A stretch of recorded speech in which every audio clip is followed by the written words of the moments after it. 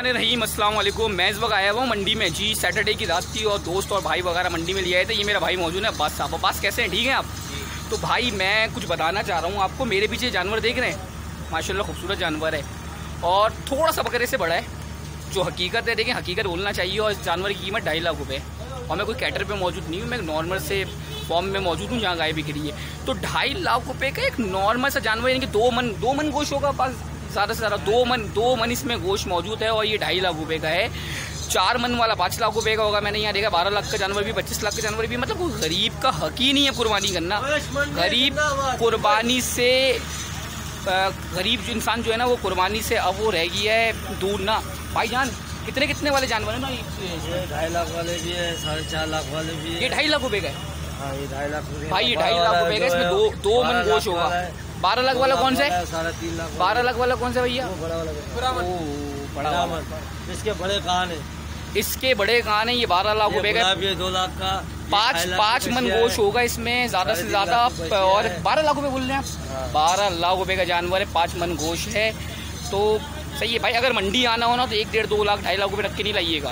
अगर मंडी में आना है और अच्छे से अच्छे जानवर चाहिए तो तकरीबन 10 लाख रुपये रख के आइएगा, अच्छे से अच्छे जानवर। हमने काफ़ी कैटर वैटर का भी सर्वे करा, फॉर्म के भी सर्वे करा, पहाड़ पे भी गए। ये बताएं, लोग बोलने गाय नहीं बिक रही। कोरोना का चक्कर है भाई साहब, कोरोना बड़ा तंग किया है, कोरोना का चक्कर है। तो मतलब अब तक कोई जानवर ही नहीं बिका? कोई जानवर ही नहीं बिका है। आप इस वक्त ये जो फॉर्म में मौजूद है, इसको मैं कैटर तो नहीं कह सकता, फॉर्म कह सकता हूँ आई थिंक। तो भाई ये कितने जानवर हैं अभी आपके पास यहाँ? ये हमारे पास 30 जानवर है। 30 जानवर मौजूद हैं। कितने बिके? 4 जानवर बिके। 4 सारे खड़े हैं। सारे के सारे खड़े में। अब तक वैसे कितने जानवर बिक जाने चाहिए थे?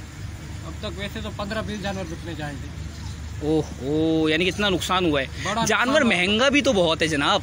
जानवर महंगा है, बस महंगा तो है ना। ये जानवर महंगा क्यों है, इसकी क्या वजह?